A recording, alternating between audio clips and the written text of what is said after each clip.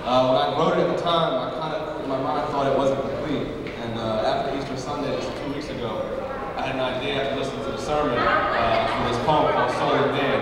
So I went home last night and took 2 pieces that Jesus Christ revisited and what I've been working on to kind of fuse them. But it's called the Eternal Flame. When the sunrise kisses the sky and meets the vast canvas with fluorescent splashes of love, I know it's you.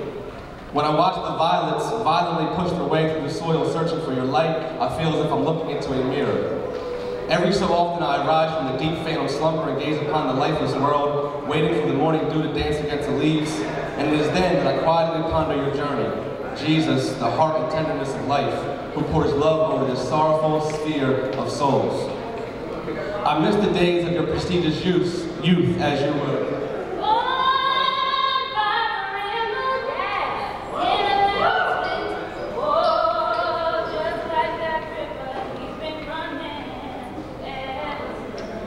And we should have known then that a change was going to come. Before long, he was walking the roads of Jerusalem, healing the sick, raising the dead, as beams of light fell upon his head. But I miss the days John dipped his gracious head and his spirit fled into the immense depths, cascading along toward the pure stream of infinite life. Far below your rightful place, you perform this great hymn of love, blowing peaceful choruses to your orchestra of 12. Here, there, and everywhere, people of all walks of life heard about this man spreading love and bliss. But I guess it just wasn't enough, as he was betrayed by a kiss. And in the night, this man was moaning. In the night, the ground was groaning. In the night, the price was paid. Yet after tonight, the world would be saved. So the next morning, he had awoken aware of what the judge had spoken, beaten with massive blood loss, his fate to die on the cross. And he had to die for our sins as he dangled on the cross like hair does a bobby pin. And I can imagine upon his last breath we were given our first and eternal quench of our daily thirst. And so he had to renounce his earthly home as his spirit fled to his heavenly throne. His death was for us, for our cycle of life to continue. Even nature is engulfed into his plan, and just like the silent trees cradle the songbird, God cradles man.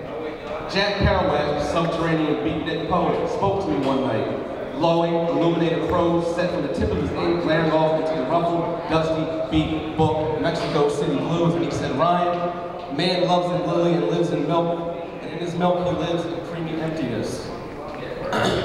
Yeah, I hear you, Jack. So I asked, when will man, like a young calf feeding from his mother, draw from your word, which is filled with immense light and creamy fulfillment? This word was put here to illuminate our souls so we can rise in boundless love from the prison of doubt to the freedom of love. Is it too late? And when the storms sing and floods us all, will we stand there and moan, frozen in spirit? When we see him sounding the horizon with flames in his eyes, will we give him holy redemption? When the sky cracks against the dismal night, his hand stretched out like it always has from the beginning, will you finally become welcoming? When the world begins to tremble, will we do the same and make a mistake and feel we are dismissed from the betrayal of our own kiss?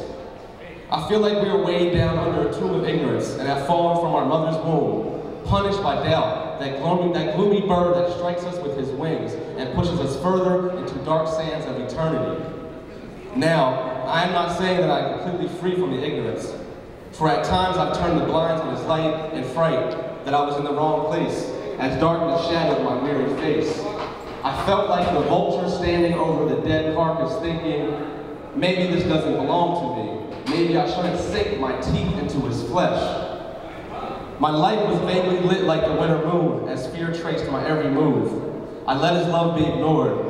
At times I would throw him a kiss into a pale ray just to say, this is me. I wonder if you hear me, do you see? Your child so caught up in a crippling fear of expression, sitting here listening to the tick and the top, two sounds so prevalent to a sheep at a flock. Yet, all the while waiting patiently like a boat at the dock, sitting here waiting for you to release my anchor and allow this rambling mind to tread along the rippling waters of your spirit. Bob Dylan, prophet of captivating thought, once said, he not busy being born is busy dying. Yeah, I hear you, Dylan. But I say, the conductor of our life drives a slow train, and he's waiting for you to drop your luggage, and only then can you hear his train a-coming. And since that morning, after listening to the rain and the melancholy sounds of a man they call John Coltrane, I realize that I must acknowledge him, pursue him, and come to a resolution that he truly is a perfect being, our one and only love supreme. So lastly, I say to you, beautiful souls of undeveloped spirit, love is the source of your being. So unlock the chain to your sunflower, gypsy, butterfly soul and spread your wings and fly. Set yourself free from the decaying flesh of man and woman who suffer your radiant thoughts, thoughts so deeply seeped into the land, yet slaughtered like the pig at the farm, green, cool spring wind.